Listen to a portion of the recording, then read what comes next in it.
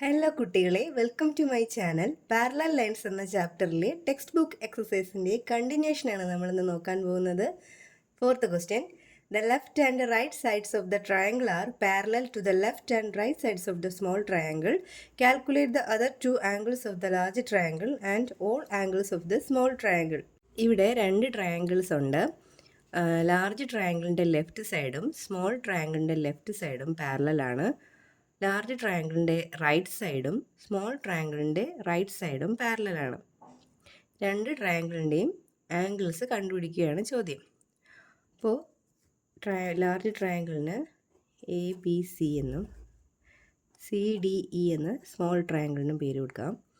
അപ്പോൾ ഇവിടെ നോക്കിക്കേ, ഇവിടെ C എന്ന് പറയുന്ന പോയിന്റിൽ 3 ആംഗിൾസ് കാണാം അല്ലേ?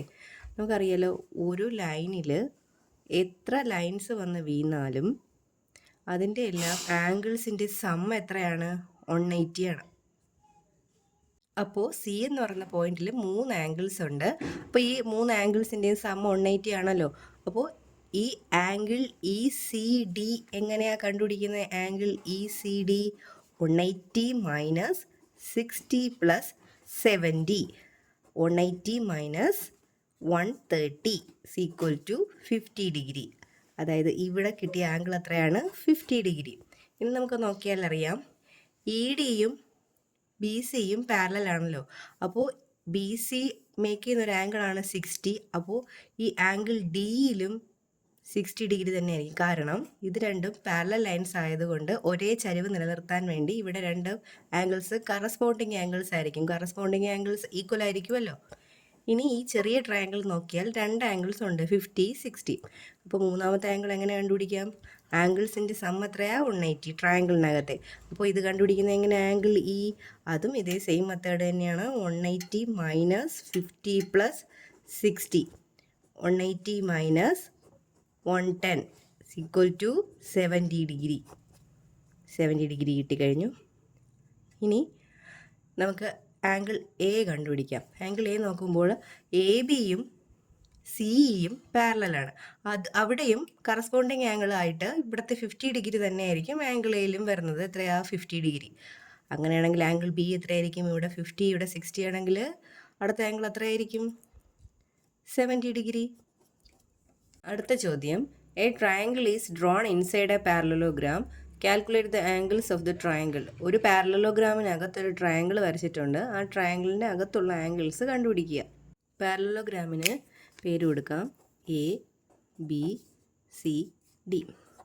പാരലലോഗ്രാമിനകത്തെ ആംഗിൾസിൻ്റെ പ്രത്യേകത എന്താ? ഓപ്പോസിറ്റ് ആംഗിൾസ് ഈക്വൽ ആണ്. അതായത് ആംഗിൾ Bയും ആംഗിൾ Dയും ഇവിടെ ഓപ്പോസിറ്റ് ആംഗിൾസ് ആണ്. അതായത് angle B equals angle D ആണ്. ആംഗിൾ B 110 ആണെങ്കിൽ ആംഗിൾ D മൊത്തമായിട്ട് 110 ആണ് വരേണ്ടത്.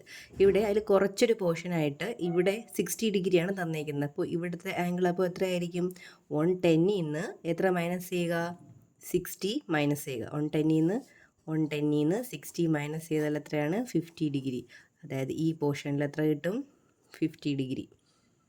ഇനി അഡ്ജസൻ്റ് ആംഗിൾസ് എങ്ങനെയാണ്? അഡ്ജസൻ്റ് ആംഗിൾസിൻ്റെ സം എത്രയാണ്? 180.